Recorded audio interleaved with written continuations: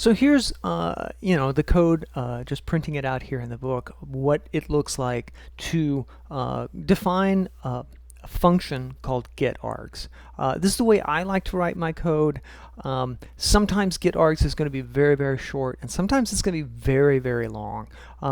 Regardless, I just like to think of this as the place where all the parsing and handling and validating of the arguments happens, all separate.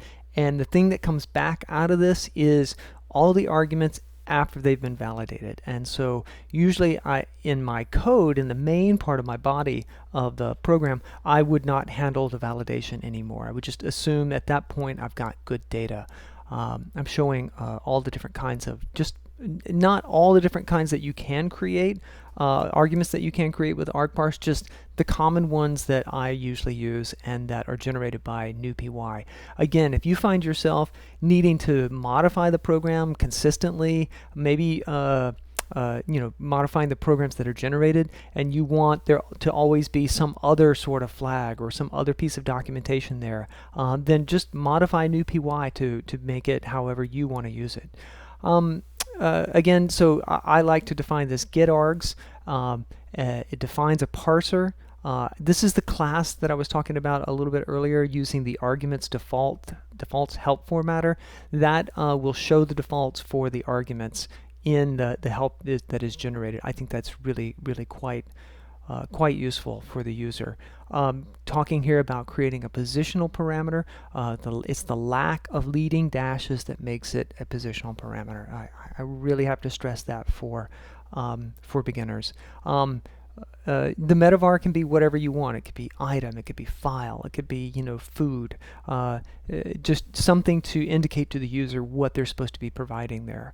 And here this is an optional parameter, so options start with dashes.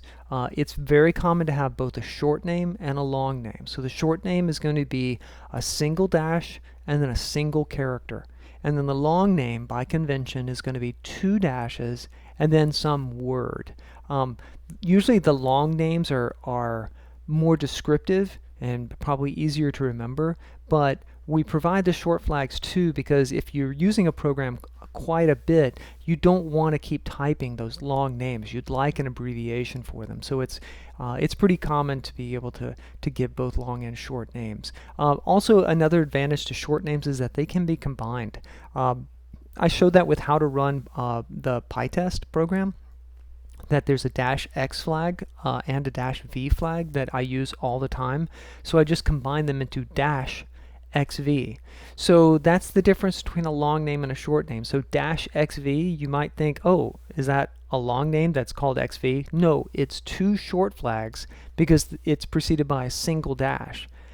So you can combine the single dashes into one argument.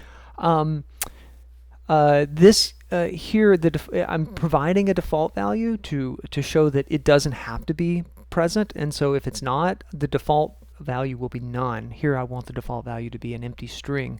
But if I didn't want to provide a default value and I wanted to force the user to actually give me something for -a, then I would maybe change that to required equals true. So lots of different ways that you can define these arguments. You should definitely read the documentation for argparse.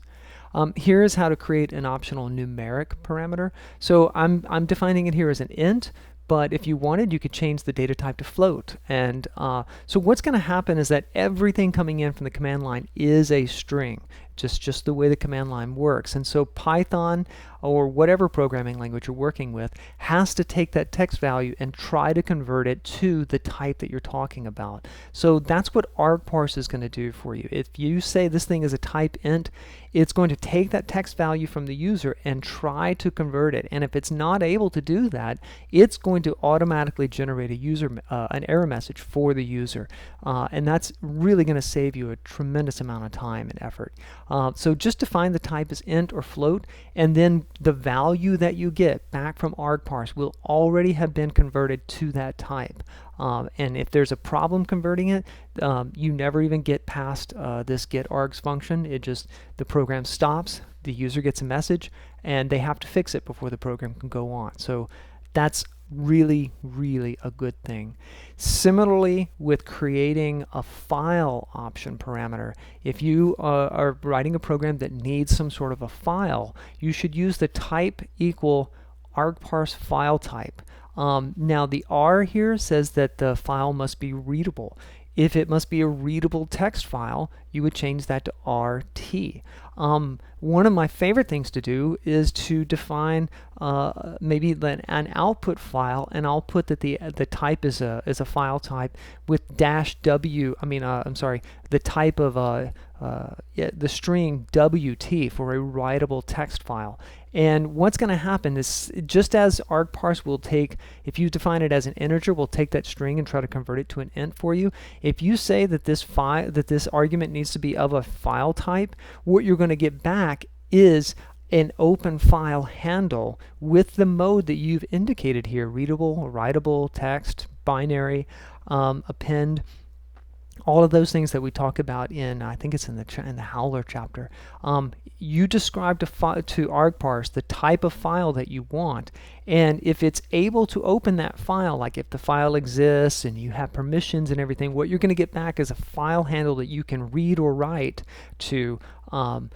And that's, again, just going to save you a lot of time. And argparse is going to generate the error message if it's not able to do that. And so you're just pushing the error back to the user and saying, nope, this program can't run unless you give me the right input. The last one to go over here is a flag option. Again, I use flags generally with the action of store equals true. I just don't generally find myself needing to use flags for anything else.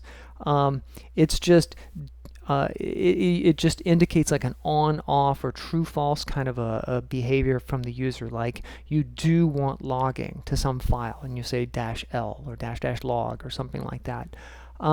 So that's how I would create the flag, but like I said, you can do store false. I recommend you read the argparse documentation for other ways that you can use this type of a flag. But it is a flag means that the only thing that's present is just the short name or the long name, and no value follows it. So that would be the entire argument. It would be just -o.